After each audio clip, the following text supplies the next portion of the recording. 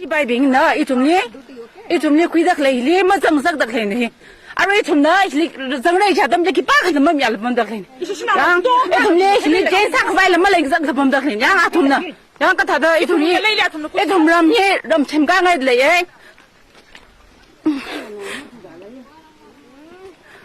ไอ้ถุงเรียมเสียงก้างไงเลยถุงนี้นะไอ้ถุงนี้มาสักบ้างดักเลยนี่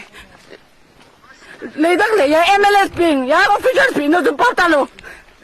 ไอ้ถุงนี้โจทย์ไม่ได้ไอ้เวรปุ่มมันก็ถุงนี้คิดบ้ากันนะเอ็กซ์เซนส์ไม่ยังสร้างซื้อดักเลยนะถุงนี้แค่เขาไม่ได้เลยปุ่มดักเลยอีตรงนี้ตัวไทยตอนมีเอ็กซ์เซนส์ทางการวางกระทงได้ we are tired so we need exchange we need other people to come we never use we are helpless 你要必须得做来的 exchange 上来的去看看你们当时那个啊ทำไรนั่นตัวไรกันแล้วมันไหนอีตรงนี้ที่ว่าอันดับมันทำขนาดถุงกูกินได้ที่บอกแค่ขนมสั่นเลยอ่ะทุกคนกันลงไปในกามสักดักเลยอะไรถุงนี้บ่มีก็ได้แล้วมันสั่งสัก national ได้ถุงนี้ไอ้ถุงก็ฉันน่ะแล้วก็ชื่อแค่ขนมสิ่งเนี่ยกันน่ะมันสิ่งเนี่ยแค่ขนมสิ่งเนี่ยแล้วข้าเลยถ้าจะสั่งดักเลยเย่แล้วถุงก็สั่งบ่ไปแล้ว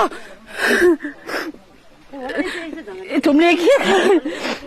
แล้วถุงพักได้มั้ยล่ะยังนี่จดลากันบ่ได้ก็แล้วบ่กล้าบิงแล้วก็อะไรจะสิไปนี่ถ้าต้องคุยน้ำแล้วก็บ่ได้เลยเย่哎呀，那么爽死你了！